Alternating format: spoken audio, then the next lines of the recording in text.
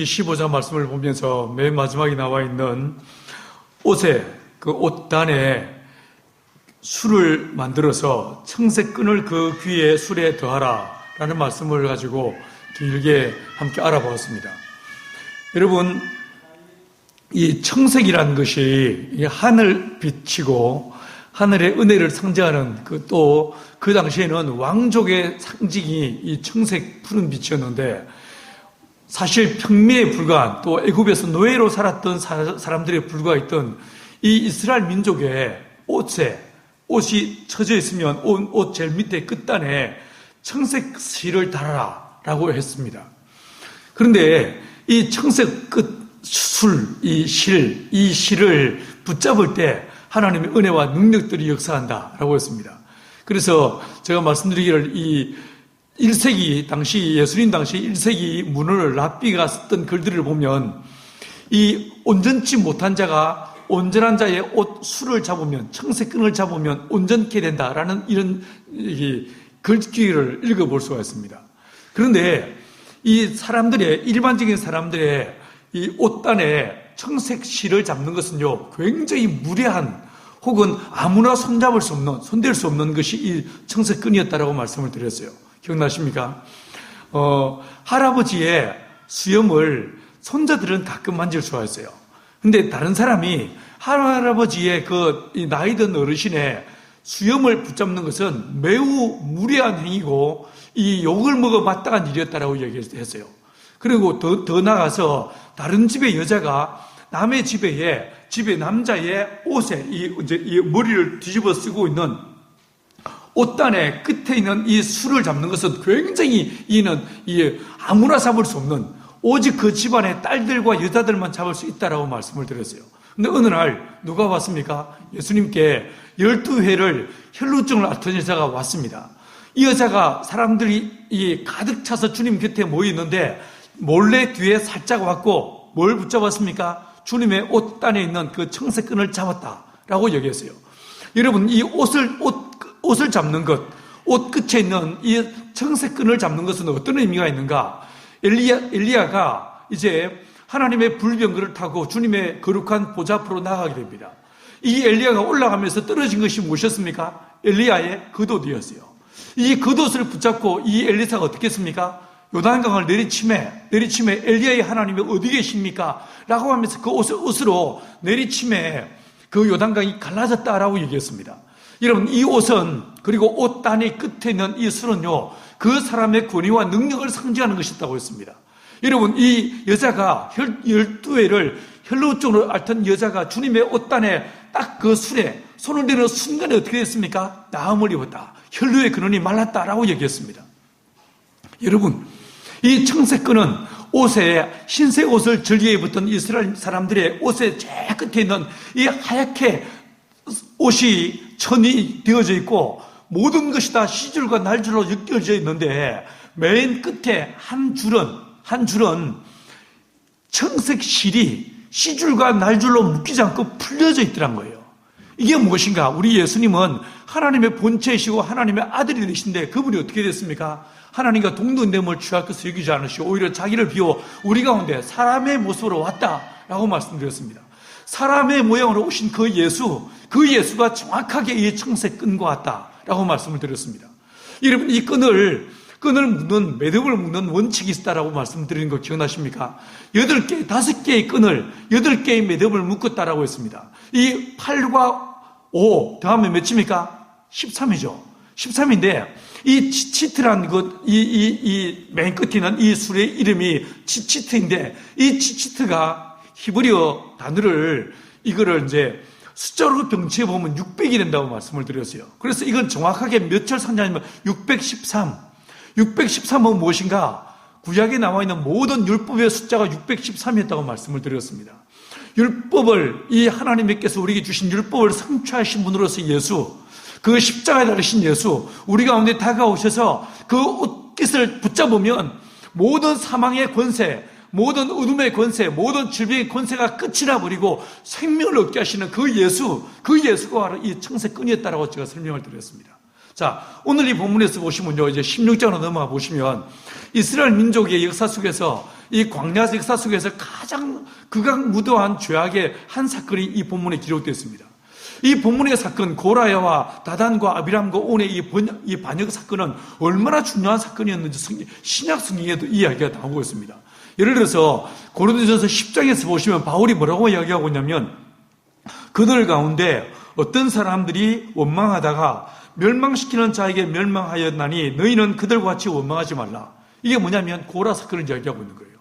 그리고 이어서 뭐라고 했냐면, 그들에게 일어난 이런 일은 본보기가 되고 또한 말세를 만난 우리를 깨우치기 위하여 기록되었느니라.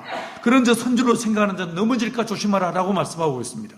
이 고라의 사건이 뭐가 됐다고요? 거울과 같아서 우리의 삶 속에서 이 신약을 살아가는 저와 여러분들이 마땅히 어떠한 삶을 살아야 될지에 대한 귀한 하나의 교훈과도 같은 사건이 이 고라 사건이다 라고 얘기했습니다.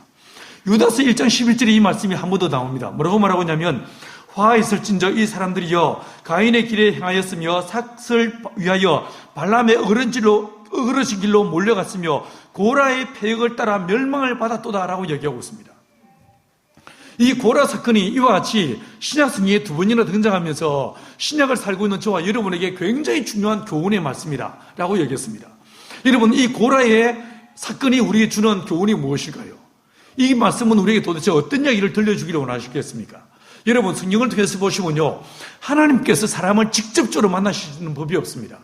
하나님과 사람 사이에, 하나님과 사건 사이에, 하나님과 모든 사물 사이에는 반드시 그 뭔가 하나 매개체가 들어가야 됩니다. 뭐가 들어가냐면요, 말씀이라는 것입니다. 자, 예를 들어서 창세기 1장에서 하나님이 우주 만물을 창조하십니다. 첫날 빛이 있으라 라고 하시면 빛이 있었고라고 했습니다. 자, 빛이 있습니다. 이 어둠 가운데 희락 같은 다크니스 가운데 하나님의 빛을 선포했습니다. 근데 빛이 만들어집니다. 하나님이 계시고 빛이 있는데 이 빛과 하나님 사이에 무엇이 존재했습니까? 말씀이 선포되더라는 거예요. 모든 이 사물들, 모든 사건들 속에서는요, 반드시 이 사물과 하나님 사이에 중간에 어떤 매개체가 있는가? 말씀이 들어가요, 말씀이. 이 말씀을 통하여 하나님은 역사를 일으켜 나가십니다. 여러분, 구약에 남아있는 모든 사건들을 잘 한번 묵상해 보세요. 어떤 사건도요, 하나님의 말씀 없이 일어난 사건들은 없습니다. 하나님의 말씀이 선포되어지면 이 말씀이 그 사건화되어서 우리 앞에 나타나는 것을 보게 됩니다. 맞죠? 여러분, 어떤 사람도요, 하나님의 말씀 없이 하나님의 역사에 동참하는 법이 없습니다. 모든 경우에 모든 사람, 모든 사건, 모든 사물들 반드시요, 그 사건과 사물과 사람들과 하나님 사이에 반드시 뭐가 있더라고요? 말씀이 있더라고요. 이 말씀이 내 삶 속에 임하시고 이 말씀을 붙잡는 것이 얼마나 중요한지 모릅니다. 우리는 끊임없이 우리의 생각과 우리의 사고의 지평을 넓혀서 내 논리, 내 생각, 내 경험을 따라 살아가려고 하지만요, 성경은 절대로 그렇게 말하고 있지 않습니다. 반드시 어떤 사건이든 어떤 사물이든 반드시 무엇이 있었다고요? 말씀이 있어야 한다고요. 말씀을 통하여 하나님의 역사는 실현되어집니다. 그래서 이 말씀을 붙잡는 것이 얼마나 중요한지 모릅니다. 그래서요, 시편 147편에서 뭐라고 말씀하고 있냐면, 이 말씀이 쏜 화살과도 같이 급하게 지나간다고 했습니다. 이 말씀을 붙잡는 것이 얼마나 중요한지 모릅니다. 우리가 지난번에 지금 현재 우리가 이 사순절 기간에 누가복음을 묵상하고 있는데, 자, 기억을 해보십시오. 예수님께서 여리고 성에 들어가셨습니다. 여러분, 수많은 사람들이 예수님 주변에 몰려들었습니다. 근데 이 삭개오는 키가 작았습니다. 뿐만 아니라 사람들이 너무 많았습니다. 이 삭개오가 말씀이 육신되어 오신 예수님, 곧 말씀이신 그 예수께서 자기 마을을 지나가는데 자기가 그 예수를 만나고 싶습니다. 만날 길이 없습니다. 여러 장애물들이 있었습니다. 이 삭개오의 태도가, 행동이 무엇이었습니까? 말씀을 만나기 위해서, 말씀을 보기 위해서 어디로 올라갔어요? 뽕나무 위로 올라가더라고요. 말씀을 붙잡기 위해서 뽕나무 위로 올라갔다라고 얘기하고 있습니다. 여러분, 예수님께서 이 삭개오를 바라보시고 삭개오의 이름을 불러주시고 내려오라라고 말씀해 주십니다. 그리고 내가 오늘 너의 집에 유하겠다라고 말씀하십니다. 여러분, 이게 뭐겠습니까? 하나님의 말씀은 쏜 화살같이 급하게 지나가는데 이 말씀을 어떻게 했냐고요? 붙잡아야 한다는 거예요. 예할 때 예하고, 아멘할 때 아멘하고, 노할 때 노하면서 이 말씀 앞에 나를 쳐서 복종시키는 순간에 이 말씀이 살았고 운동력이 있어서 우리의 삶 속에서 말씀을 내가 붙잡고 말씀을 잉태하고 말씀에 아멘으로 반응할 때 이 말씀이 내 삶 속에서 역사를 일으킨다는 거예요. 일으킨다는 거예요. 자, 보십시오.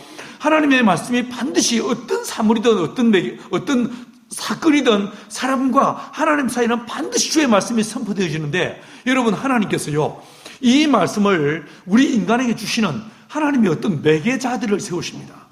통로를 세우십니다. 이게 뭐였냐면요, 구약 성경에 처음에 보시면 왜 성경에서 아브라함을 중요하게 생각하는가? 마태복음 1장에서 이는 아브라함과 다윗이었던 예수 그리스도의 세계라라고 하시면서 왜 아브라함을 이야기하고 계신가? 하나님이 한 사람을 택하시더란 거예요. 한 사람을 택하셔서 이 아브라함을 통하여 하나님의 언약이 주어지더란 거예요. 약속이 주어지더란 거예요. 마치 빛이 있으라라고 말씀하셨던 것처럼, 이 말씀이 선포되는 것처럼 한 민족을 향해서, 더 나아가 이 민족을 통하여 온 열방을 향해서 하나님의 거룩한 계획을 세우시고 그 계획을 이루시기 위해서 어떻게 하시더라고요? 한 사람을 택하시더라고요. 한 사람을 말씀의 통로로 사용하시고 쓰시기 위해서 한 사람을 택하시더라고요. 이게 누구였습니까? 이게 아브라함이더라고요. 여러분, 창세기 12장 1절에서 여러분이 잘 아시는 대로 여호와께서 아브라함에게 이르시되 너는 너의 고향과 친척과 아버지의 집을 떠나 내가 내게 보여줄 땅으로 가라 라고 명령이 주어집니다. 자, 여기서 다시 한번 기억을 떠올려 보십시오. 제가 누누이 말씀드린 것처럼 하나님의 말씀이 우리 인간에게 주어질 때는 반드시 이 두 가지 패턴이 있습니다. 절대로 아무렇게나 주의 말씀이 주어지는 법이 없습니다. 말씀은 서술형으로 주어지지 않습니다. 청유형이나 의문문으로 주어지는 법이 절대로 없습니다.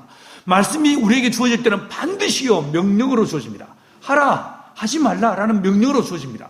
좀 전에 치트에서 알아봤던 것처럼 613가지의 모든 율법들은요, 반드시 이 말씀은 명령으로 주어집니다. 너는 너의 본토, 친척, 아비 집을 떠나 내가 내게 지시할 땅으로 가라 라고 명령하십니다. 이 명령이, 말씀이 우리 안에 다가오는데 아브라함에게 먼저 너는 너의 본토, 친척, 아비 집을 떠나 내가 내게 지시할 땅으로 가라 라고 이 말씀이 쏜 화살처럼 쑥 들어오더란 거예요.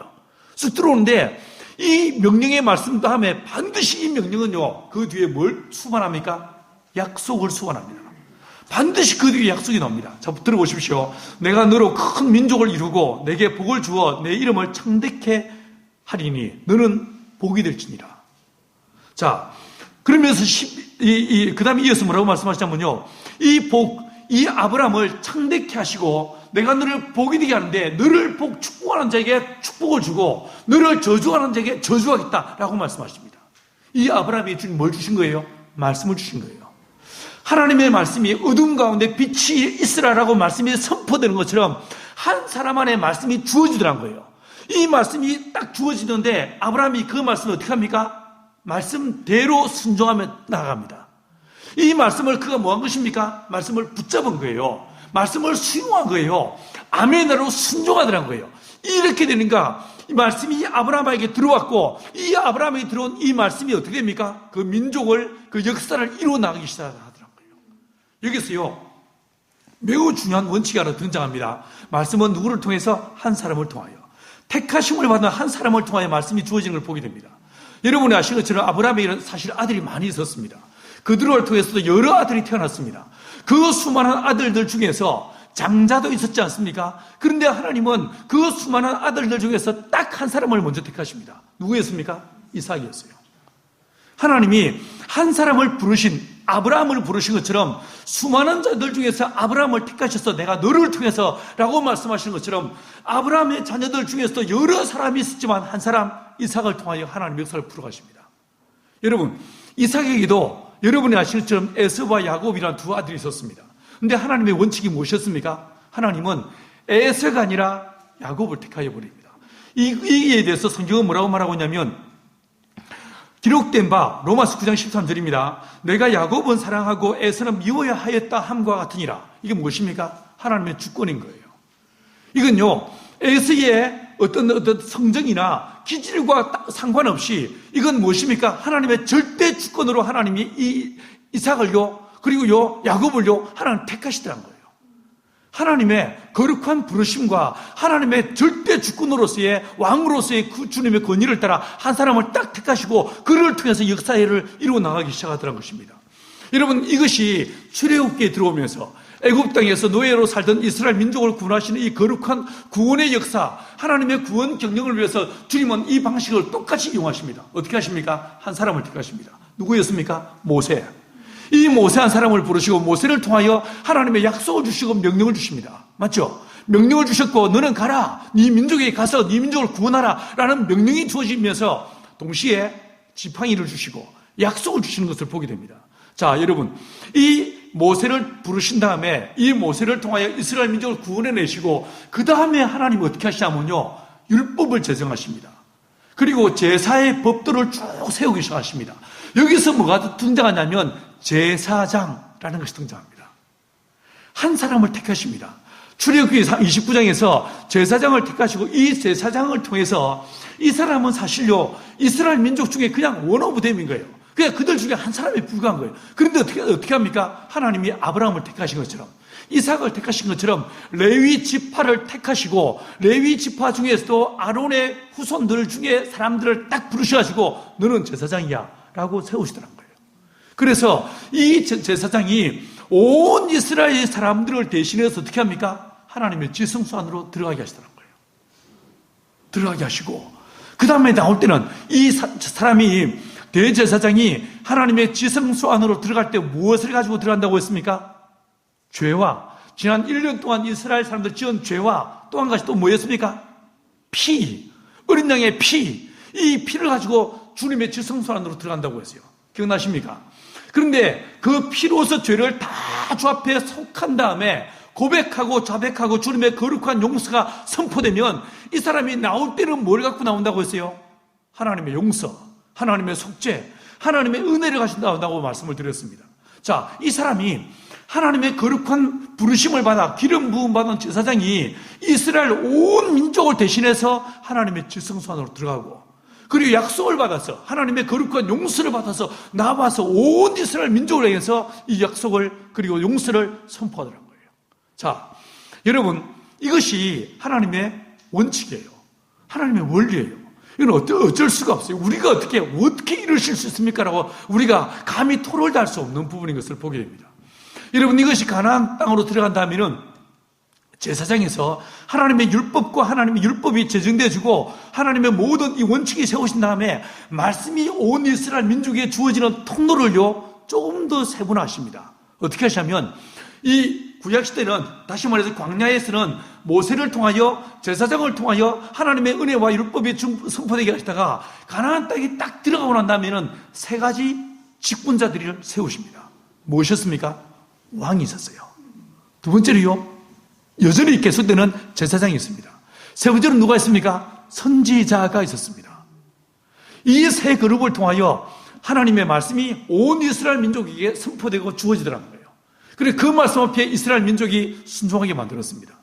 돌이켜보면 제사장이 있을 때, 제사장을 세울 때 이미 누가 있었습니까? 모세가 있었습니다. 모세가 있었던 것처럼 이 다윗과 솔로몬 시대를 가보십시오.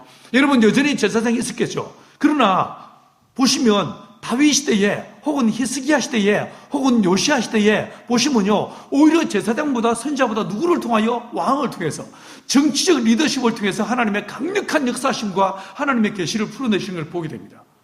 두 번째로요 여전히 비록 희미하지만 구약의 전체 역사 속에서 끊임없이 계속 일정한 절기를 따라 월삭을 따라 매주 안식일의 예배로 매일 예배를 통해서 제사장이 하나님의 제사를 집례하면서 하나님의 말씀의 대언자로서 역할을 계속 감당해 나가는 걸 보게 됩니다. 그러다가 이 율법이 무너지고 이스라엘 민족이 타락했을 때 주인 누굴 세우십니까? 제사장들이 무너졌을 때에 선지자들을 세우시더란 거예요.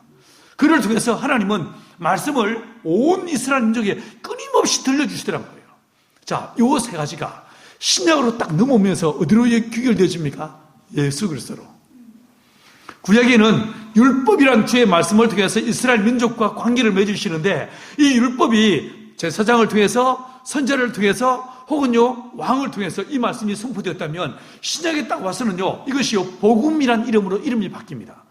말씀은 똑같은 말씀인데 복음이란 이름으로 이름이 바뀌면서 이 말씀이 어떻게 주어집니까? 그리스도를 통하여 그 다음에 성령을 통하여 그의 제자를 사도와 제자들을 통해서 우리에게 주의 말씀이 주어지는 걸 보게 됩니다. 여러분, 오늘 이 본문에 나와 있는 고라의 잘못이 무엇이었을까? 고라의 첫 번째 잘못은 고라는 사실 우리가 이미 공부한 대로 이 레위 지파 안에도 세 가지 족속이 있었습니다. 특별히 그 중에서 하나님의 지성소에 있는, 그리고 성소에 있는 거룩한 성물들을 포장하고 옮기는 이 작업을 누가 맡았습니까? 이게 고핫 자손이었습니다. 가장 소중한, 가장 중요한 역할을 맡은 사람들이 이게 고핫 족속 사람들이었어요. 고라는 고핫 족속의 사람이었습니다. 가장 중요한 역할을 맡았던 사람인데, 그 직분에 이 사람은 감사치 않고 만족하지 않고, 이 사람은 뭐가 되고 싶었다고 이 본문은 말하고 있습니까? 제사장이 되리고 있다. 하나님이 세우신 복이 많은 통로가 있는데, 자 보십시오. 제가 지난 수요일에 말씀드린 것처럼 이 세상에서요, 집을 지을 때 집을 짓는 원칙은 분명합니다. 이 바람이 지나는 길이 있거든요. 해가 떠서, 동쪽에서 떠서 해가 이제 이 서쪽으로 가는, 해가 움직이는 길이 있지 않습니까? 그렇잖아요. 신방에서 나온 이 신랑과 같이 해가 아침에 동이 터올라가지고 해가 요 붉게 떠오른 다음에 해가 아무렇게나 하늘을 갈짓자 그름으로 걷는 게 아니고 해가 가는 길이 있더란 거예요. 똑같이요, 바람이 가는 길도 있어요. 물이 흐르는 길이 있는 거예요. 그렇죠? 냇가에 물이 흐르고 강물이 흐르는 거예요. 이게 다 길이 있는 거예요. 길이 있는데 하나님의 말씀도 우리 이 역사 속에, 시대 속에, 혹은 이 공동체 안에 하나님의 말씀이 많은 뭐가 있더라고요? 통로가 있다라는 거예요. 길이 있더라는 거예요. 민족 안에, 역사 속에, 혹은 그 시대 안에 하나님의 거룩한 살았고 운동 있는 주의 말씀이 주어지는 통로와 도구가 있다는 거예요. 그런데 이 모세는, 이 고라는 어땠습니까? 그 하나님이 세우신, 하나님의 복이 많은, 하나님의 말씀이 많은, 하나님께서 역사하시는 그 통로를 어떻게 했습니까? 무시하더라고요. 당신만 하나님의 말씀을 듣느냐? 니만 하나님의 통로가 되냐라고 거기서 하나님의 세우신 원리와 법칙을 어떻게 했습니까? 무너뜨려 버리더라고요. 이것이 이 고라 사람들의 무너짐의 제일 중요한 원인이었던 것을 보게 됩니다. 여러분, 이 사람들은 다시 말씀드립니다. 하나님의 거룩한 성막에서 매우 중요한 역할을 맡았던 사람들이었습니다. 그런데 자신의 역할이 아무리 중요했다 할지라도 하나님의 세우시는 법도가 있고 원칙이 있고 말씀을 주시는 통로와 하나님의 길이 있는데 그 길들을 어떻게 했습니까? 무시해버리더라고요. 이게 이 사람들의 허물과 잔물이었습니다. 여러분, 저와 여러분들 안에 오늘날도 말씀을 통하여 우리 역사하시는 하나님의 그 원리, 이 원리를 깊이 이해하셔서 내 삶 속에 하나님의 말씀이 주어지기를, 그리고 그 말씀을 붙잡기를, 이 말씀의 나를 진짜 복종시킴으로 말씀을 성취하는 자로서의 삶을 살아가서 하늘의 복을 얻게 되는 저와 여러분들에게 간절히 축원합니다. 여러분, 이 고라의 두 번째 잘못이 무엇이었겠습니까? 고라는 하나님께서 말씀으로 역사하시고 이 말씀을 특정한 하나님의 통로를 통해서 말씀하신다는 이 원리를 딱 무시해버리고 나니까, 이거를 거부해버리고 나니까 이 사람 입에서 무슨 말이 나오는지 들어보십시오. 자, 민수기 16장 9절을 보십시오. 자, 9절을 제가 한번 읽어볼게요. 이스라엘의 하나님이 이스라엘 회중에서 너희를 구별하여 자기에게 가까이 하게 하사 여호와의 성막에 서서 봉사하게 하시며 회중 앞에 서서 그들을 대신하여 섬기게 하심이 너희에게 작은 일이냐? 이게 절대로 작은 일이 아니었다는 거예요. 10절은 뭐라고 했습니까? 하나님이 너와 내 모든 형제 레위의 자손으로 너와 함께 가까이 오게 하셨거늘 너희가 오히려 제사장의 직분을 구한다라고 얘기했습니다. 자, 이러면서 그 다음에 이 고라의 두 번째 잘못이 등장합니다. 한번 13절, 14절 말씀을 같이 읽습니다. 그 밑에 있죠. 시작. 내가 우리를, 이거는 고라의 말입니다. 고라의 말입니다. 같이 읽습니다. 다시 시작. 내가 우리를 젖과 꿀이 흐르는 땅에서 이끌어내어 광야에서 죽이려 함이 어찌 작은 일이기에 오히려 스스로 우리 위에 왕이 되려 하느냐. 이뿐 아니라 내가 우리를 젖과 꿀이 흐르는 땅으로 인도하여 들이지도 아니하고 밭도 포도원도 우리의 기업으로 주지 아니하리니 내가 이 사람들의 눈을 빼렸느냐? 우리는 올라가지 아니하겠다. 자, 여러분, 이 고라가 지금 무슨 말을 하고 있는지 들어보십시오. 지금 이스라엘 민족이 어디에서 나왔습니까? 애굽에서 나왔습니다. 근데 이 고라가 하나님의 말씀을 딱 거절하고 말씀이 우리에게 주어지는 그 하나님의 원칙과 원리들을 딱 이게 무시해버리니까 애굽이 뭐로 보입니까? 애굽이 젖과 꿀이 흐르는 땅으로 보입니다. 하나님이 말씀하시는 가나안 땅이 젖과 꿀이 흐르는 땅이 아니라 오히려 우리가 살았던 하나님이 해방시킨 그 땅이 밖으로 젖과 꿀이 흐르는 땅이다 라고 이야기하고 있습니다. 그리고 두 번째로 뭐라고 말합니까? 네가 오히려 우리 위에, 모세를 향해서 네가 우리 위에 스스로 왕이 되려고 한다 라고 말하고 있습니다. 세 번째로 뭐라고 했습니까? 너는 이 땅에서 우리에게 기업도 주지 않았다. 땅도 밭도 포도원도 주지 않았다. 그리고 우리의 눈을 빼려고 한다라고 이야기하고 있는 것을 보게 됩니다. 여러분, 이 고라의 무서운 반역의 결과가 무엇이었습니까? 성경은 말씀하십니다.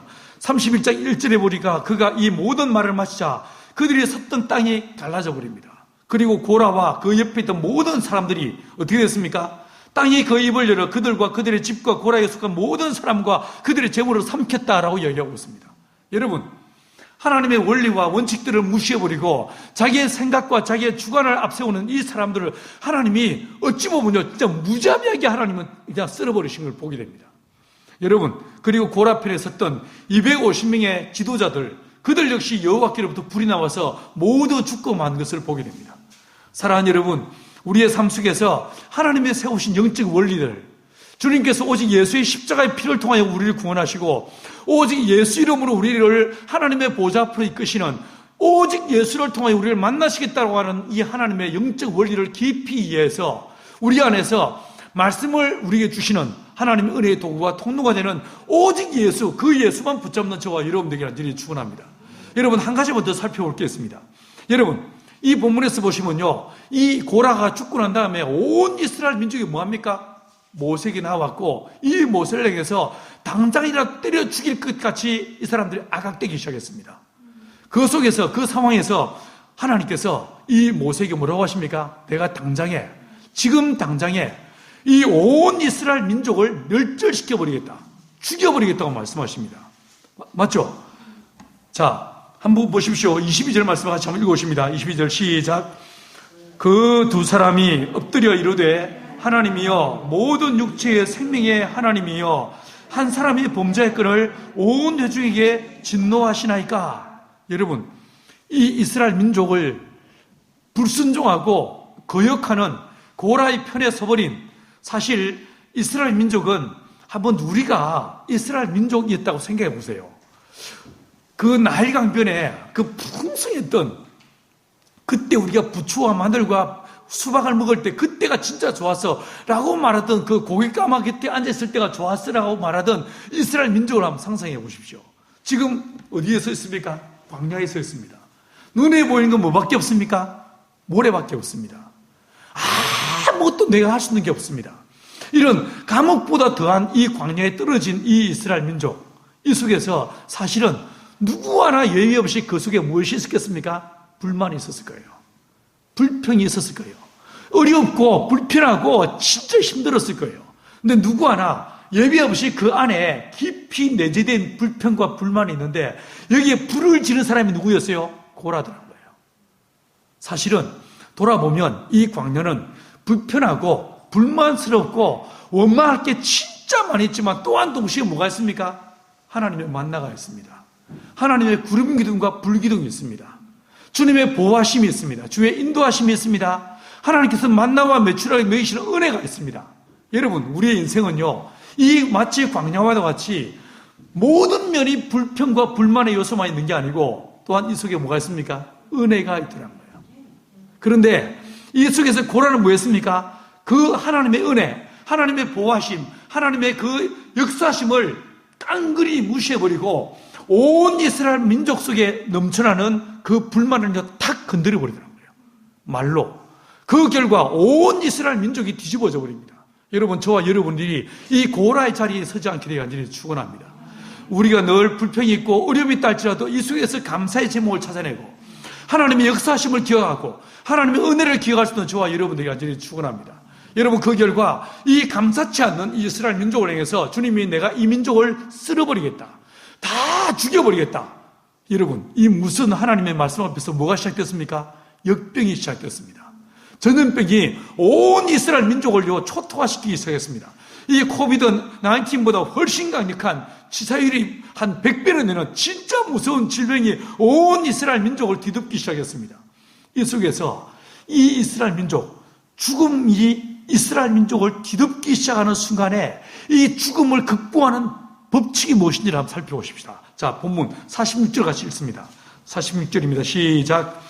이에 모세가 아론에게 이르되 너는 향로를 가져다가 제단의 불을 그것에 담고 그 위에 향을 피워 가지고 급히 회중에게로 가서 그들을 위하여 속죄하라. 여호와께서 진노하셨으므로 연병이 시작되었음이니라. 자, 연병이 시작됐습니다. 역병이 시작됐습니다. 막 핏빛 쓰러져 죽기 시작합니다. 이 죽음의 순간에 모세가 내린 처방책이 무엇이었습니까? 어디로 가라고 했습니까? 제단으로 가라. 제단에 가서 제단에 불을 그것에 담으라라고 얘기하고 있습니다. 여러분, 제단 불, 이게 뭐였습니까? 제단에 불이 붙었다는 말이지 않겠습니까? 이게 무슨 뜻이겠어요? 그 제단에서 이스라엘 민족의 죄를 위해서 어떤 짐승이 죽임을 당했기 때문에 누군가가 속죄의 피를 흘렸기 때문에 제단에 불이 붙어 있는 거예요. 맞죠? 제물이 죽지 않았다면 그 제단에 불이 붙을 일이 없죠. 여러분, 제단에 불이 있다는 것은 먼저 뭐였다는 것입니까? 이스라엘 사람들의 죄를 위해서 제물이 죽었다는 거예요. 그 제물이 죽은, 제물이 희생당한 그 제단의 불을 향로에 담아서 그리고 이스라엘 민족 앞에 달려가라고 말합니다. 사망과 생명이 무섭게 충돌하고 있는 그 자리에 딱 서가지고 이 제단불을 드는 순간에, 향로에 불을 담아서 드는 순간에 어떤 일이 벌어집니까? 그 연병이 끝나버립니다. 여러분, 이 제단에 붙은 불이 뭘 상징하겠습니까? 예수의 십자가의 피인 거예요. 우리를 위해서 흘리신 피, 예수의 십자가의 피를 상징하는 게 이게 바로 요 제단에 붙은 불인 거예요. 이 십자가의 피, 이 제단에 불을 들고 사망과 생명이, 아니 생명을 삼켜버리기 위해서 무섭게 달려드는 이 사망의 세력 앞에서 딱 가운데 그 가운데 딱 서는 순간에 사망이 힘을 잃고 떠나가 버리고 연병이 끝이 나버리고 그 저주가 끝나버렸다라고 성경은 이야기하고 있습니다. 여러분도 우리의 인생 안에 사망의 세력이, 저주의 세력이 하나님의 무서운 진노를 불러들여 우리를 망하게 만들고 우리를 죽게 만들고 우리를 실패하게 만드는 이 어려움의 자리로 내동댕이 치게 하려고 발버둥 치고 있습니까? 그때에 이 제단에 붙은 불과 같이 오직 우리를 위해 흘리신 예수의 십자가의 피, 그 피를 붙잡고 예수의 십자를 붙잡고 하나님의 은혜의 자리로 달려나가는 저와 여러분들에게 간절히 축원합니다. 여러분, 결국 선교가 무엇이겠습니까? 하나님을 알지 못하고 참으로 두렵고 무서운 이 저주의 우상들을 섬기는, 그래서 하나님의 사망을, 하나님의 진노를 피할 길 없는 그 사람들에게 제단에 붙은 불을 들고 향로에 담아서 달려가는 이 아론처럼 예수의 십자가 붙잡고 예수의 피를 붙잡고 그들에게 다가가서 예수의 피를 뿌림으로 그들에게 임할 수밖에 없는 저주를 멈추게 만들고 하나님의 무서운 진노가 끝나게 만드는 것, 이게 바로 선교이지 않겠습니까? 여러분, 저와 여러분의 인생이 내 손에 허락하신, 내게 허락하신 이미 제단에 붙은 그 불, 제단에 설리신, 십자가에 설리신 그 예수의 피, 이 십자가의 피를 붙잡고 아직 주를 알지 못하는 어둠에 붙잡혀 살아가는 수많은 사람들 향해서 달려가 예수의 피를 뿌리고 제단에 붙은 불로 그 사망의 진노를 멈추게 만들 수 있는 저와 여러분 되기를 간절히 축원합니다. 기도하시겠습니다. 한번 합심해서 한번 기도하십시오.